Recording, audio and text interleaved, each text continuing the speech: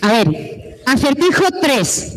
Tenemos una bombilla dentro de una habitación con la puerta cerrada, no sale la luz, no sabemos si está encendida desde fuera, no sabemos si está encendida o apagada y hay una sola bombilla. En la puerta hay 3 interruptores, solo uno de ellos enciende la luz. Pues tenemos que averiguar cuál de ellos es y para ello solo podemos entrar una única vez en la habitación. Repito, hay una bombilla que está dentro de una habitación, que está en principio apagada, que si la encendemos no se ve nada desde el exterior porque está perfectamente sellado. Fuera tenemos 3 interruptores, solo uno de ellos enciende la bombilla y hay que averiguar cuál es ese interruptor. Y para ello podemos entrar, podéis darle a la luz y entrar solo una vez. ¿Vale? Bueno, pues lo dejo por ahí para que lo penséis, ahora lo tuiteamos. Vamos a la mesa de podcast científicos. Yo no solo voy a presentar al moderador, que es Álvaro Martín, que es el creador y director de sevillawebradio.com, la primera radio online de Sevilla, y que vamos a hablar de podcast, que es una cosa que si no usáis, o sea, si no consumís podcast, os animo a que lo hagáis porque a mí me ha mejorado mucho la vida. Os dejo con Álvaro. Hacerlo y escucharlo. Muchas gracias, Clara. En primer lugar, quiero agradecer la presencia de todos ustedes, tanto los que vienen de la ciudad como los que se han desplazado desde cualquier otro punto hasta aquí. En segundo lugar, agradecer a la organización que haya contado conmigo, que aún me patina la tabla del 7 para moderar esta mesa sobre los podcasts y la ciencia.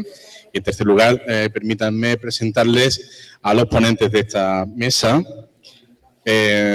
Alberto Márquez, @tualmar en Twitter, en representación del podcast Los Tres Chanchitos, podcast que me van a permitir la petulancia, se emite en Sevilla Web Radio con el consiguiente orgullo para mí.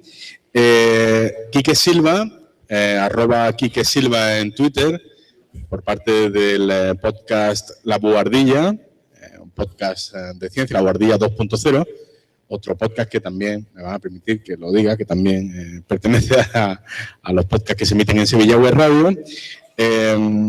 Antonio Martínez Ron, @Ron en Twitter, por parte de Catástrofe Ultravioleta.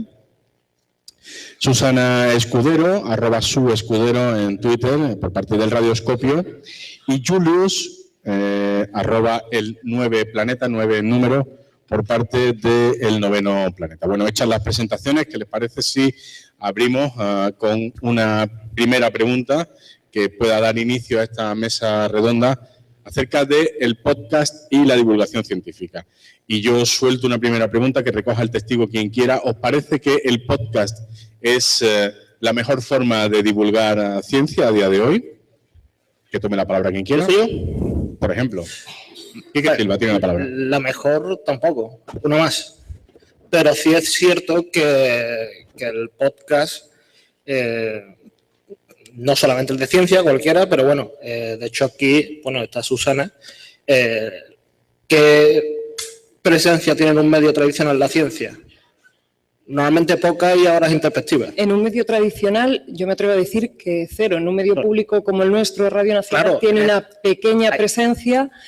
En la cadena SER hay programas de divulgación, no específicamente de ciencias y algunas secciones de historia, pero yo me atrevería a decir que la ciencia no existe en la radio convencional. Y la poca que puede existir es a las 3 de la mañana, a las 4 de la mañana. Sí, nosotros el Radioscopio en Canal Sur Radio salimos a la 1 de la madrugada la noche del viernes al sábado. Es como el chiste de Lelutier, pues es igual. En Radio Andalucía Información salimos los viernes a las 7 de la tarde, pero en Canal Sur Radio a la 1 de la madrugada. Claro, entonces el podcast sí te da el que la persona que esté interesada en la ciencia sabe que tiene esa herramienta y ese formato para escucharlo cuando quiera, a una hora que no tiene por qué estar despierto para escucharlo, es decir, cuando va al trabajo, cuando... Entonces el podcast yo no creo que sea la mejor herramienta, porque no creo que sea mejor que otras, pero sí es una herramienta muy válida para divulgar la ciencia. A mí, si me permitís, voy a ampliar un poco tu pregunta y no me voy a centrar en el podcast, sino en la radio como medio de comunicación. Yo no me atrevo a decir si es el mejor o el peor medio, porque eso dependerá de la calidad de quienes estén utilizando ese medio, pero yo soy una enamorada de la radio, además de la ciencia, Y a mí, en general, como medio de comunicación, me parece que la radio abre una ventana que no abren otros medios de comunicación y es el lugar de la imaginación.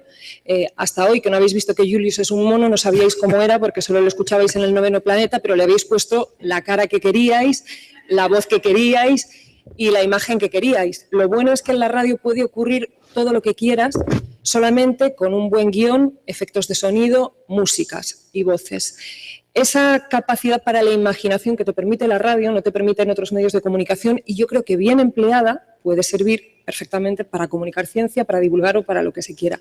Por eso, si a mí me preguntan si la radio es el mejor medio, para mí lo es porque es el que más me gusta, pero yo siempre lo defiendo por eso, porque cabe esa capacidad para la imaginación, para que un mono divulgue o para que te montes en un platillo volante o lo que te dé la gana. Desde el respeto y la admiración de ser un mono.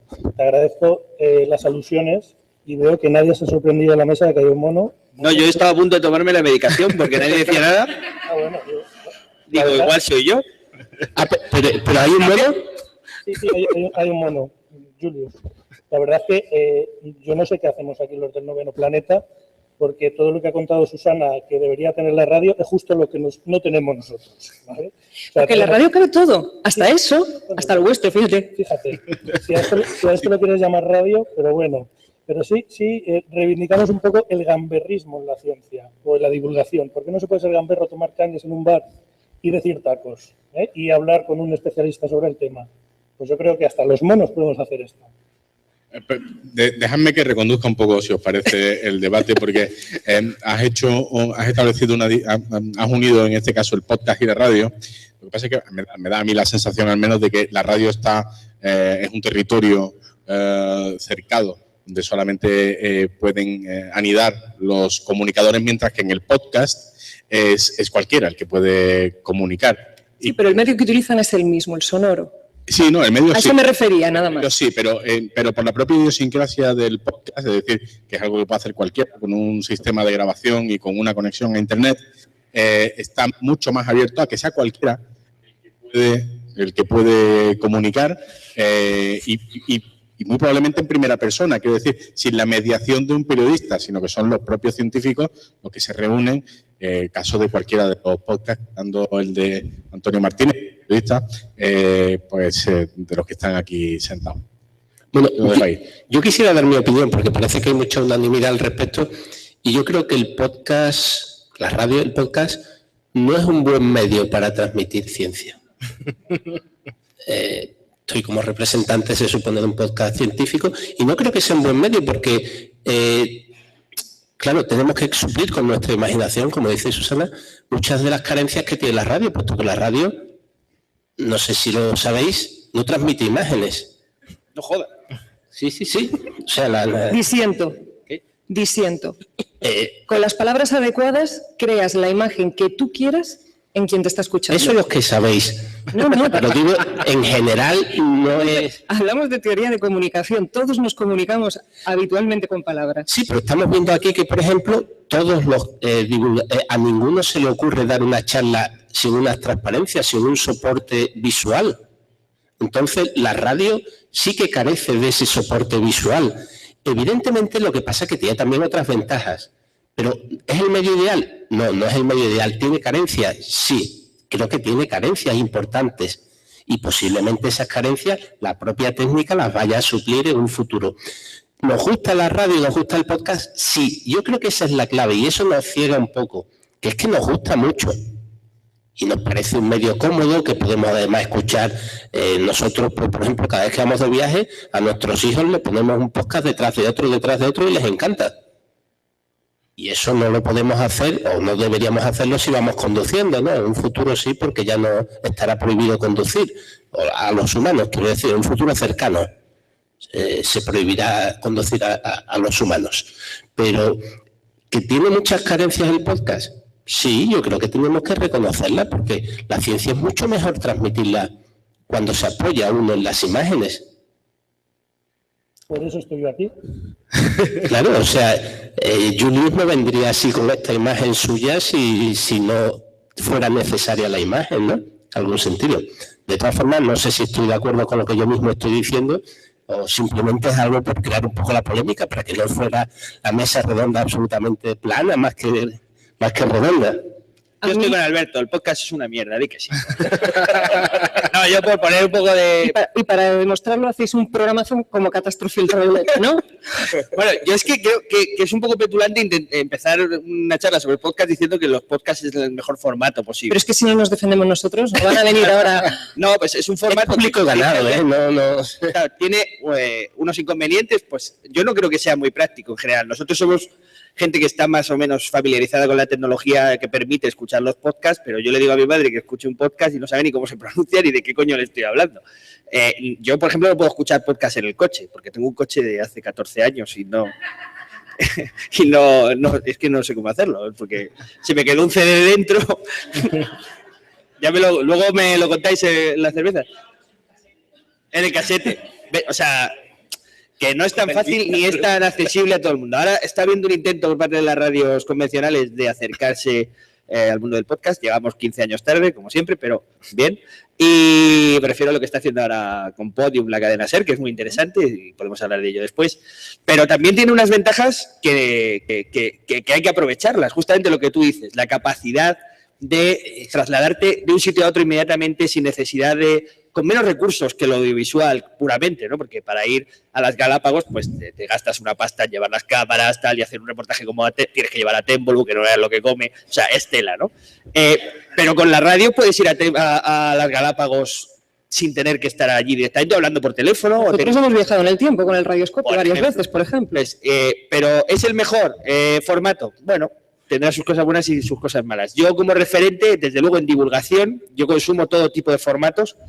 Y sí que creo que para mí el que es la capilla sixtina de la divulgación científica, más allá incluso del Cosmos Nuevo y del de Sagan y todo lo demás, es un programa que se llama Radiolab. El que no lo conozca es de la Public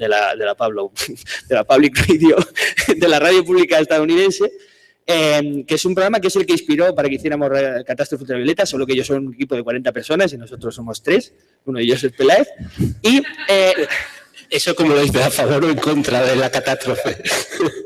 Es dejarlo abierto. Y realmente yo no he escuchado nada tan bien hecho. Si no lo conocéis, de verdad, escucharlo.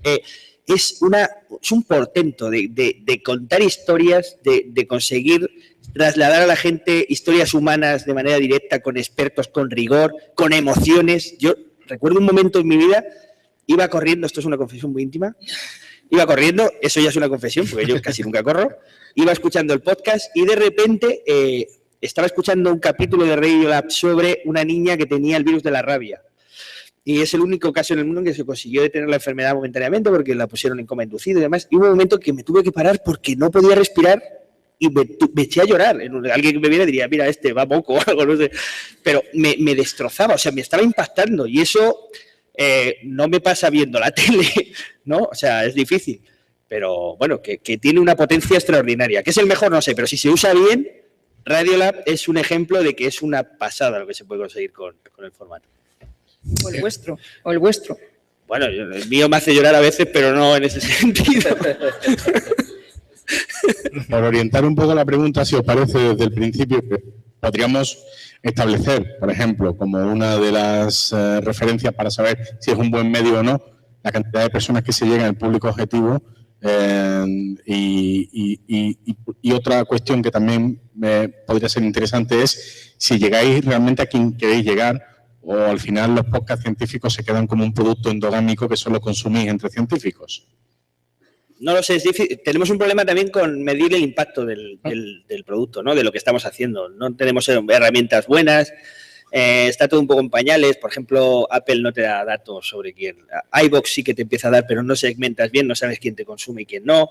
Tampoco es que seamos unos obsesos de ver cómo son las gráficas y todo eso, pero bueno, esa información siempre te viene bien. Nosotros, que Catástrofe Ultravioleta es un podcast que se hicieron 12 episodios y estamos dejando pasar el tiempo para convertirnos en una leyenda increíble, todo el mundo está intentando.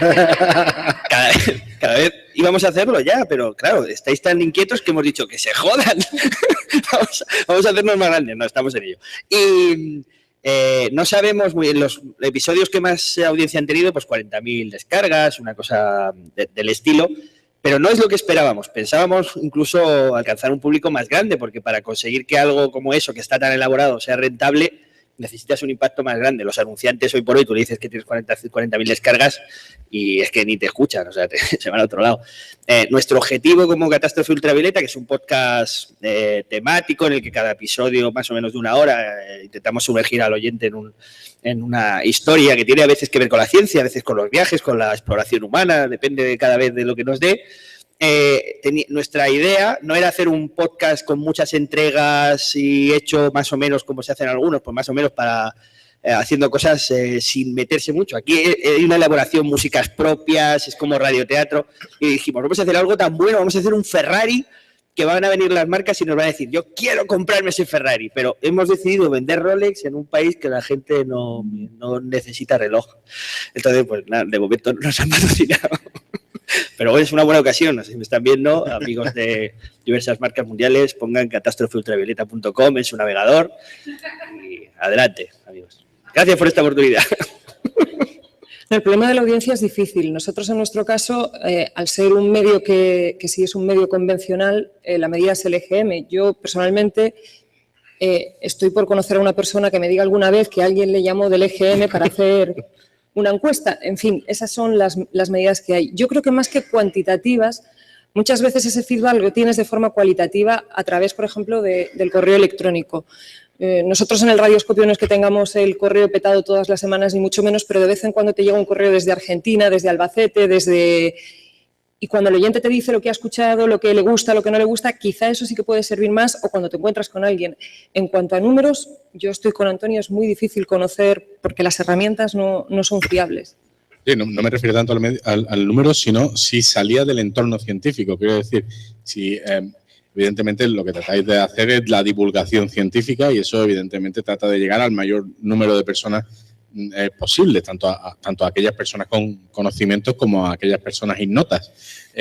Y a eso me refería, es decir, con el podcast se logra realmente que la ciencia llegue a más personas o luego se queda como un producto de autoconsumo entre personas que entienden lo que se está hablando. En nuestro caso, el objetivo es justamente llegar a gente que no le interesa nada la ciencia. Por eso contamos historias que son universales, que podrías contar en la barra del bar a otro diciendo, mira, este tío ha cruzado el Atlántico a remo, no me jodas.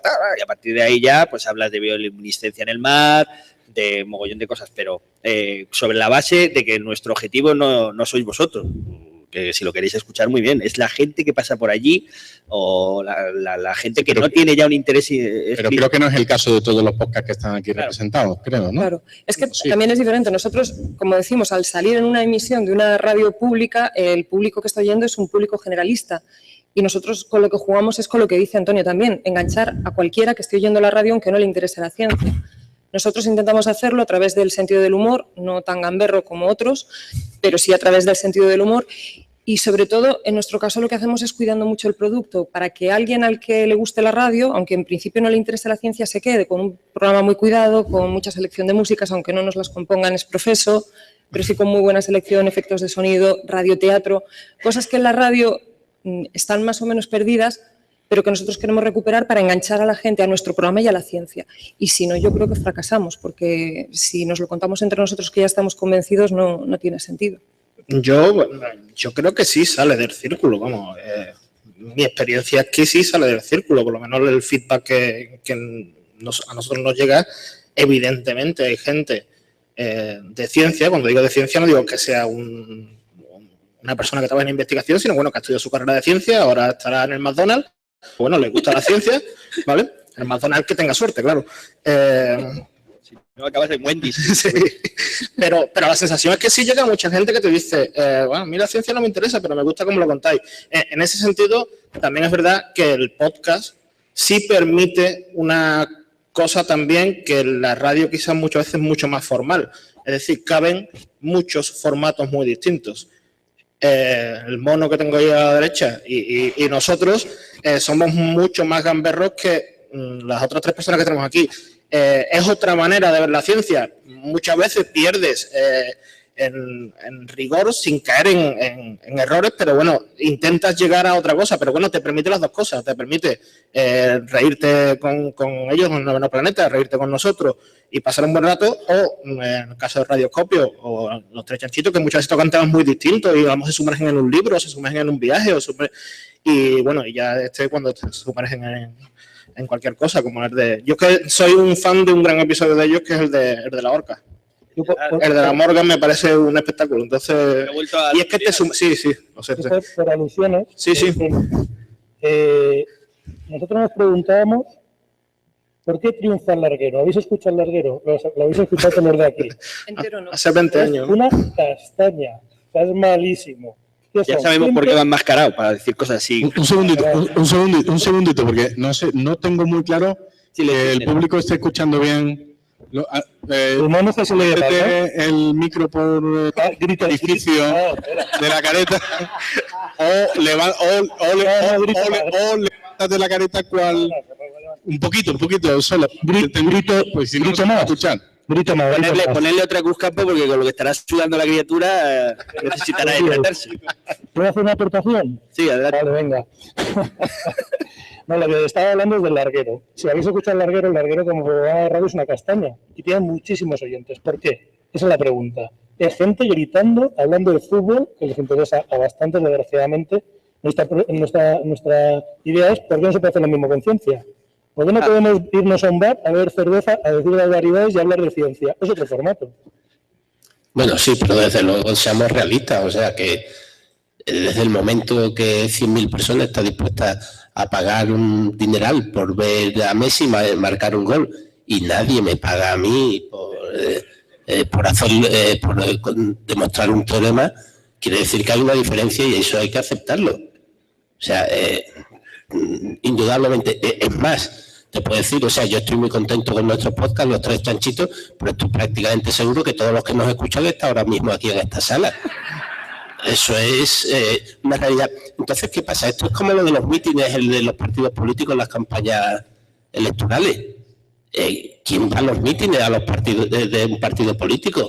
Pues irán 3 chalados, pero todos los demás son militantes. Que tienes una potencia de voz. Sí. No solo de voz.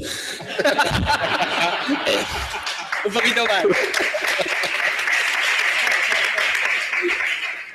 Entonces, lo que quiero decir es que de alguna forma hay un abanico muy grande. Y, por ejemplo, el Noveno Planeta o nosotros, pues sí que creo que la mayoría de nuestro público es un público más o menos interno, de consumo interno.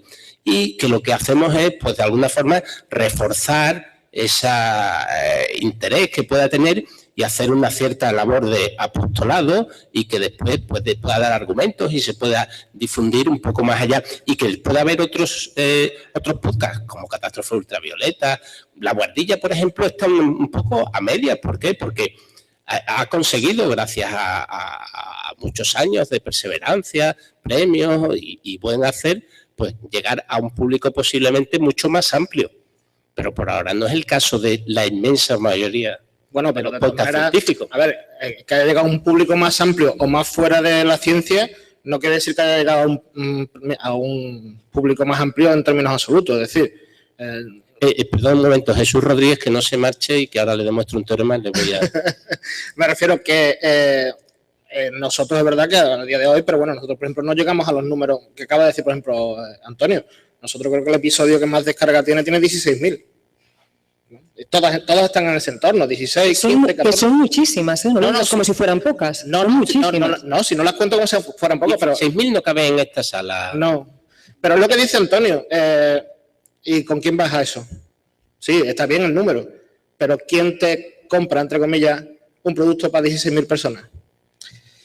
También tiene una ventaja el podcast. Lo que pasa es que quizá el podcast de ciencia tiene menos esa ventaja, porque tampoco es que seamos un nicho tan nicho.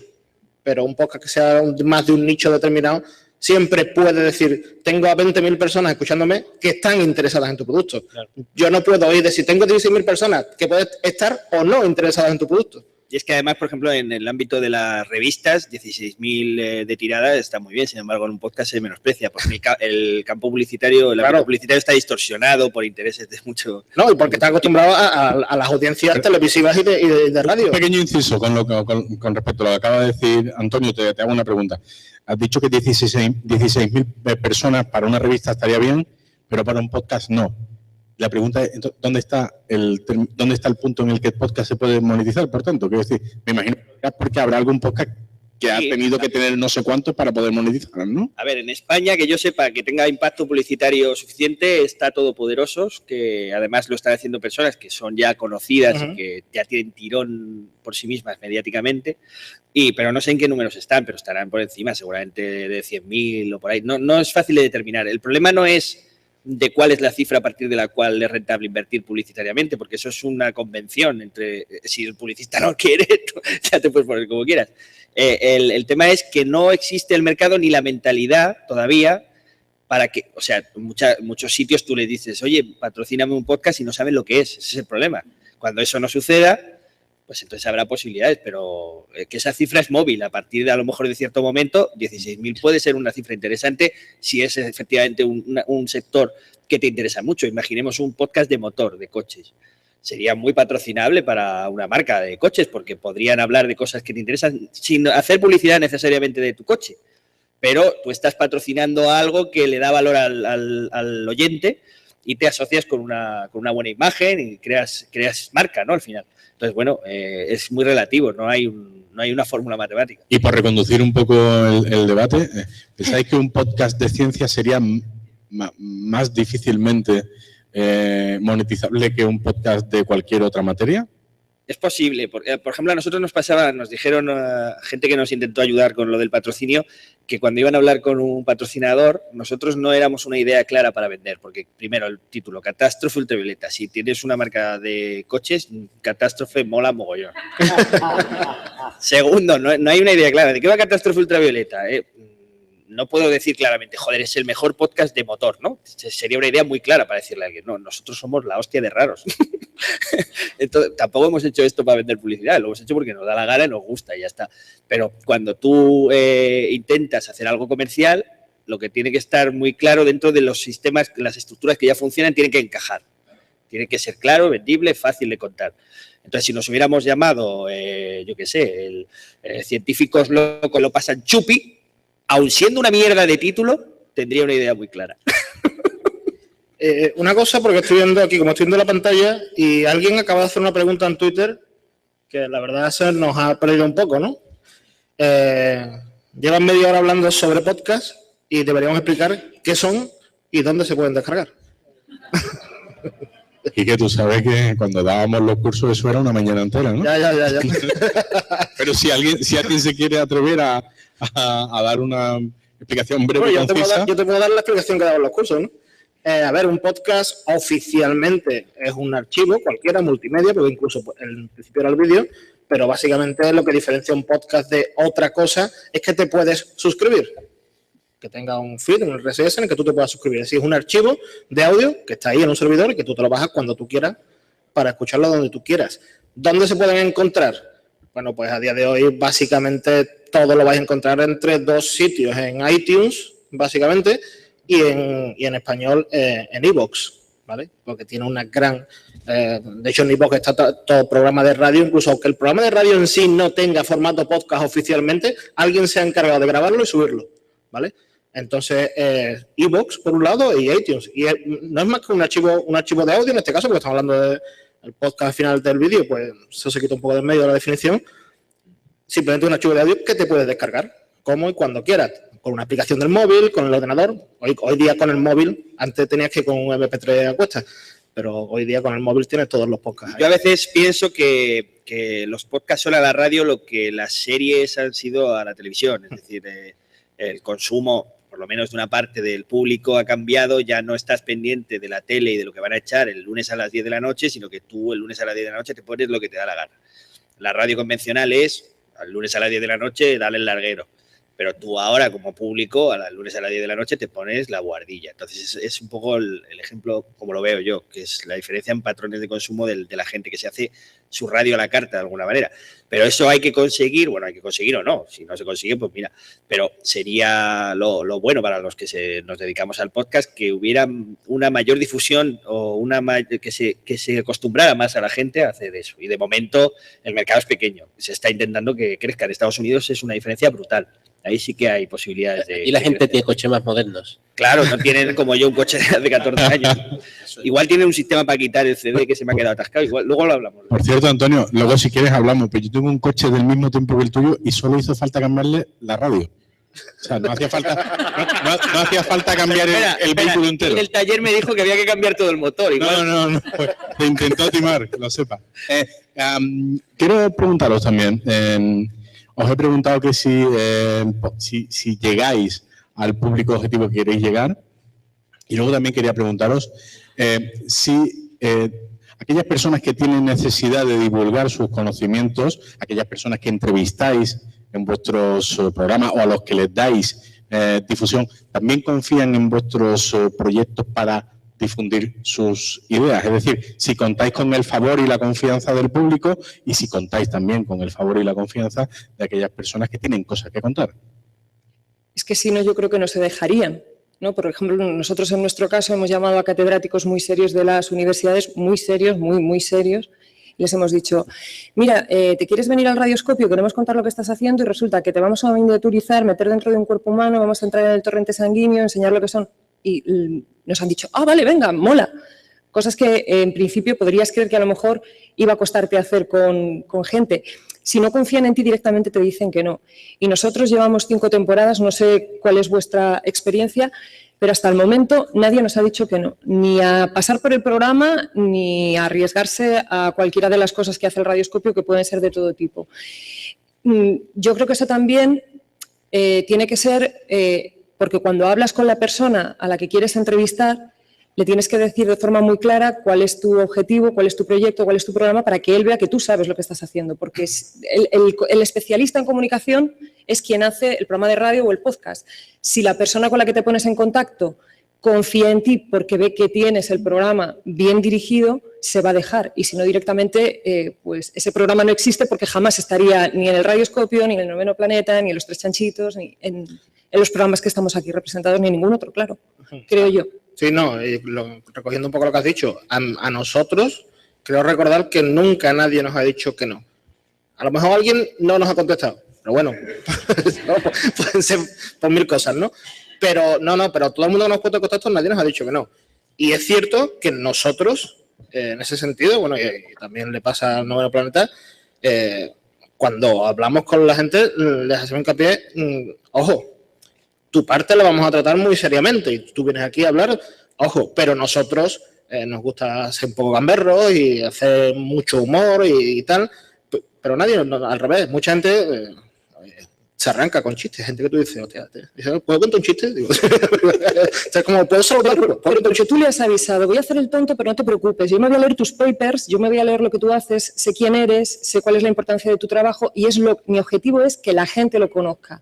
Y lo voy a hacer a través del sentido del humor o a través de lo que se me ocurra. No. Pero porque tú le estás transmitiendo la confianza de que sabes lo que estás haciendo, de que le respetas, le conoces y quieres transmitirlo. Nosotros hay una cosa que hacemos que no es porque nunca nadie nos lo haya pedido, pero desde siempre, cuando entrevistamos a alguien, le mandamos previamente el guión de las preguntas. Nosotros te vamos a preguntar esto. No por nada, porque puede ser que yo de ese tema no controlo y él me diga, mira, esta pregunta no me la pregunte, pero hazme esta y pregúntame también esto y esto y esto. Entonces lo hacemos así. Nosotros cuando contactamos con alguien, 4 o 5 días tiene un guión con las 10 12 preguntas que le vamos a hacer, porque normalmente tenemos una media hora para cada uno, menos para Peláez, que se comió 1 hora y media entera. Pero, pero nosotros le decimos, mira, y esto es lo que te vamos a preguntar, y todo el mundo no. Nosotros también lo hacemos, el mundo del periodismo se nos echa encima cuando lo decimos, porque parece como que los periodistas tuvieran las preguntas como el que tiene el secreto de la Coca-Cola. Nosotros lo hacemos por lo mismo que dices tú, porque puede haber una metedura de pata y es preferible subsanarlo antes y para aprovechar el tiempo. Si tengo 25 minutos o 50 minutos y quiero contar muchas cosas, tú, que eres el que conoces toda la información, ya sabes todas las preguntas que te quiero hacer, maneja tu tiempo para que nos dé tiempo a contar esto en 50 minutos y no metamos la pata. A mí me parece una buena forma de trabajo, por lo menos a nosotros nos funciona. Nunca llaméis a Peláez. Nosotros te traemos amigos y les damos cerveza, entonces nunca nos dice que no. Nosotros es que no tenemos amigos y hablamos los tres y punto. O sea, no, ya no, o sea, bueno, es interesante, o sea, se está viendo todo el abanico de posibilidades del podcast, ¿no? De hecho, La gente aislada como nosotros, los alcohólicos, los monos alcohólicos y la gente que se lo toma de... De hecho, habéis hablado hasta de Leticia Sabater, ¿no? Sí, bueno, eso ya será una cosa que vamos a dirimir a puñetazos posiblemente.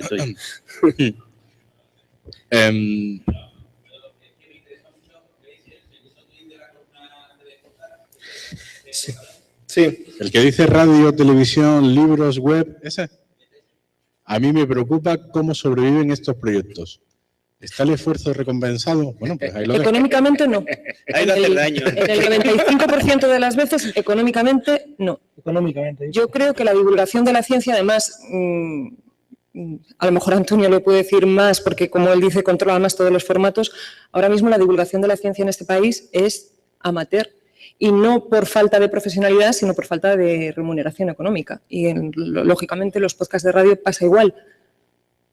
Creo. Vamos, yo no he visto un duro. Yo lo hago por amor al arte, pero es verdad que, y también muchas veces lo digo, ¿no? En nuestro caso, nosotros somos 4 personas, 5, que hemos estudiado ciencia, que tenemos una formación científica, pero que lamentablemente, menos uno, ninguno está trabajando de lo que ha estudiado. Pero bueno, nos gusta la ciencia, nos gusta divulgar y nos gusta... Y realmente es una terapia para nosotros. Nosotros nos reunimos todas las semanas, ahora no, llevamos 3 semanas parados, pero porque hemos tenido lo típico, bodas, bautizos, comuniones y safaris a Kenia, porque uno se ha ido a Kenia, y lo hacemos como una terapia para nosotros. Y le echamos horas, porque evidentemente hacer 1 hora y media todas las semanas de ciencia con un invitado, saldrá mejor o peor, pero le echa su tiempo. Pero también recompensado, está recompensado en ver que la gente te viene a tu programa, la entrevista, el feedback que recibes tanto por redes sociales, por correo electrónico, por todo, pero recompensa monetaria poca. Y aquí el que ha tenido más experiencia con la intención de monetizar el ocio a Berrón y dame €1. Y ahí estamos. Berrón, más conocido como dame €1. No, nuestro caso es diferente. Nosotros sí tenemos el apoyo económico, que no sea mucho, pero es importante, de la Cátedra de Cultura Científica de la Universidad del País Vasco y de la Fundación Euskampus, que era lo que nos daba una base, pues por lo menos para poder pagar a Javi Álvarez, que es el que trabaja en las músicas, la edición, que le lleva pues una semana entera, es un montón de tiempo de trabajo.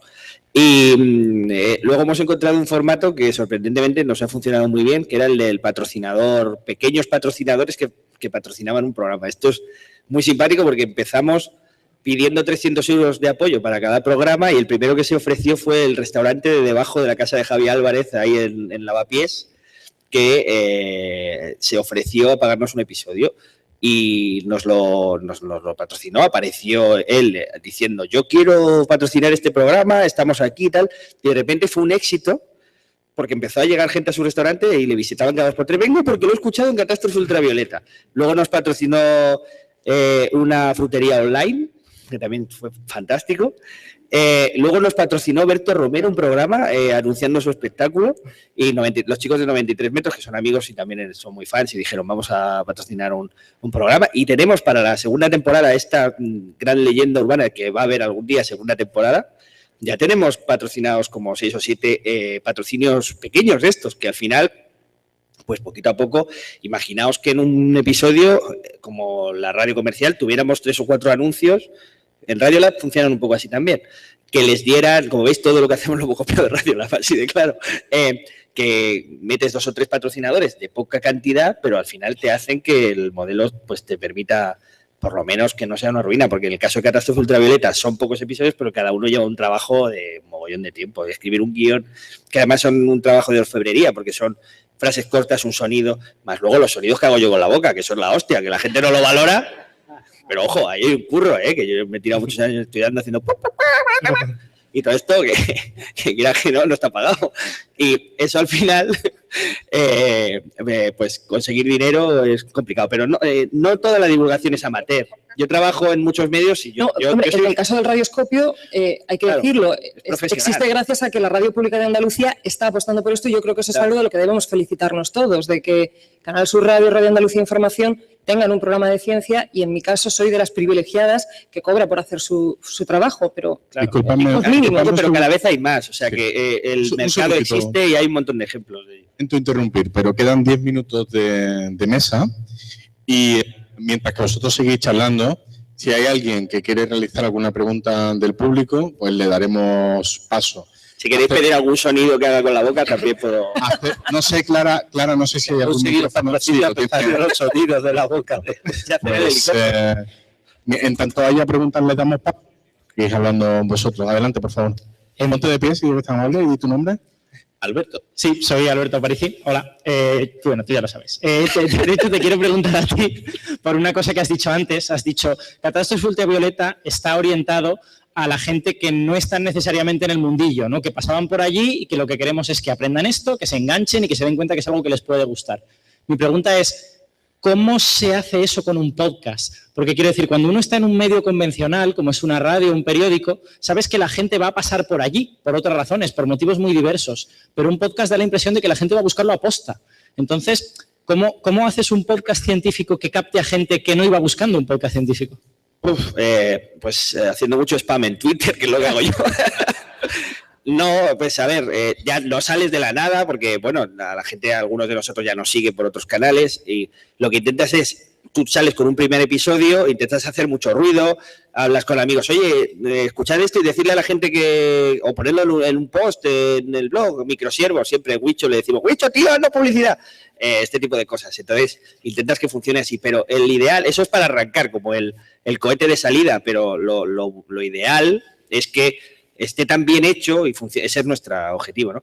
Que ya no tengamos ni que hacer publicidad, ¿no? Que digan, es que hay un programa de un tío que hace ruidos con la boca que es tan bueno que lo tienes que oír, pero estamos en ello. ¿Hay alguna pregunta más? Van a escuchar muchos que no lo han oído ya por curiosidad. ¿Qué coño era este tío?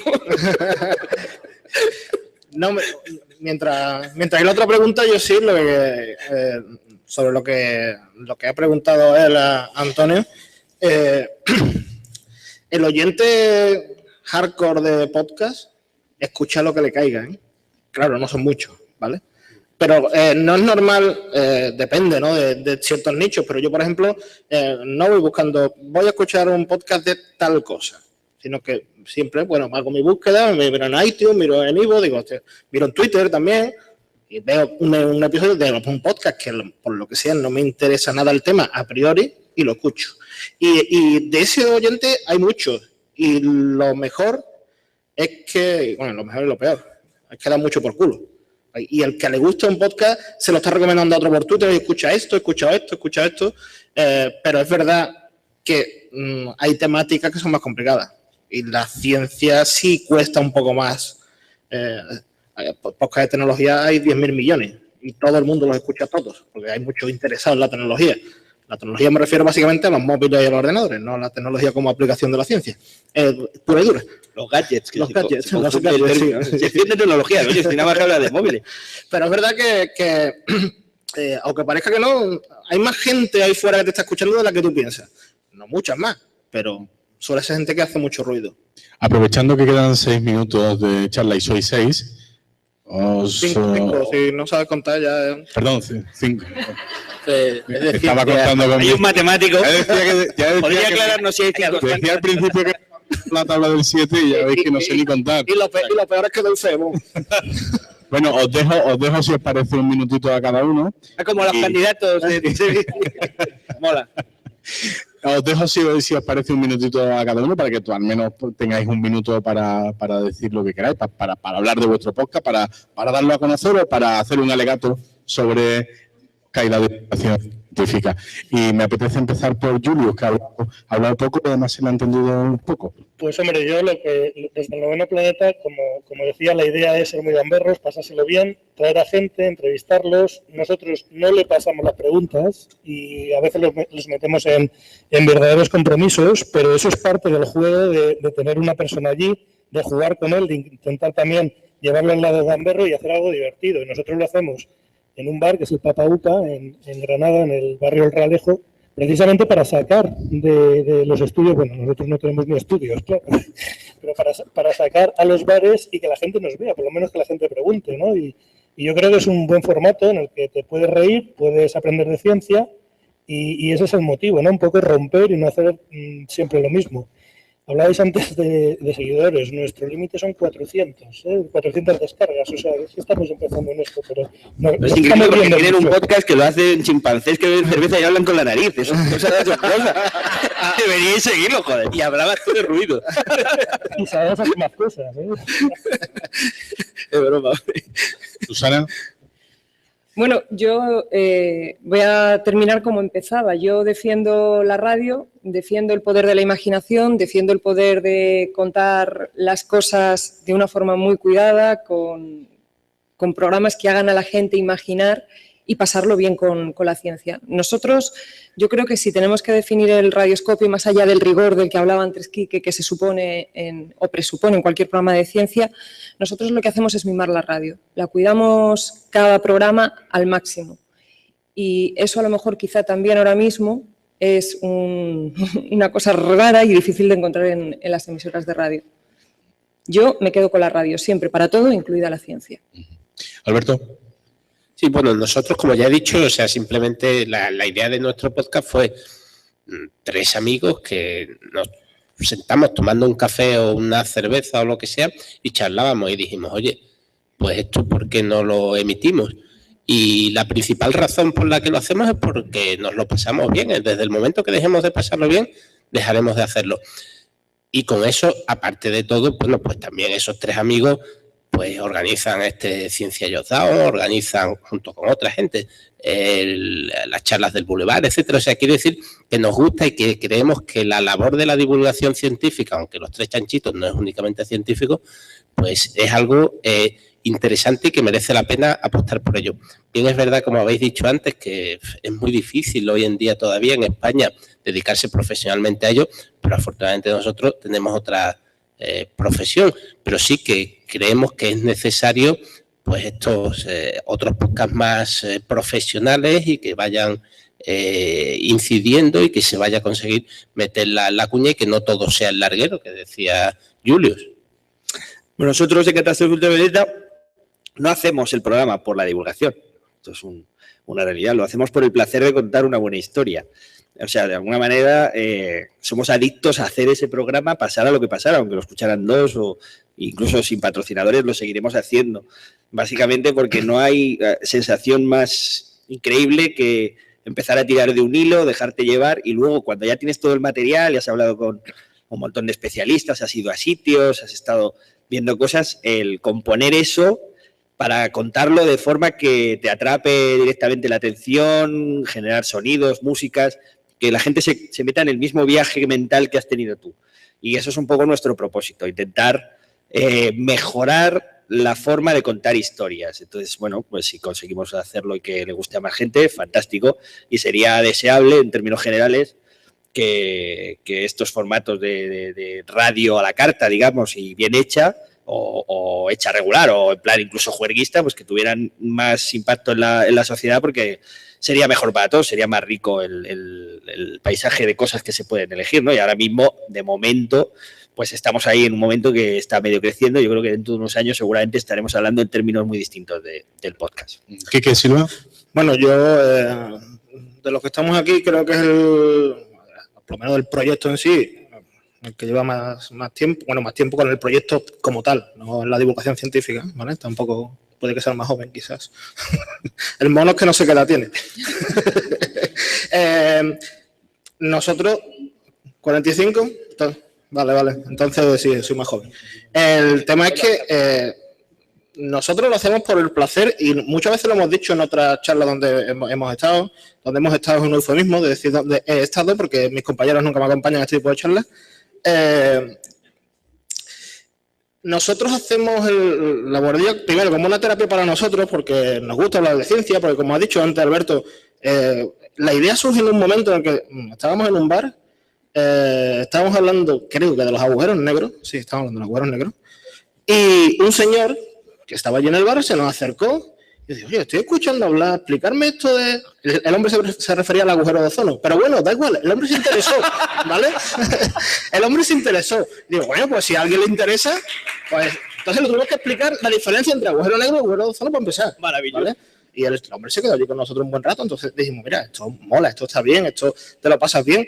Y nosotros lo hacemos por eso, porque nos lo pasamos bien, no buscamos ningún tipo de remuneración, ¿no? Porque tampoco somos profesionales de esto, es decir, es lo que hemos dicho antes, es que cabe de todo. Entonces, bueno, nosotros somos más amateur, más un hobby, lo pasamos bien.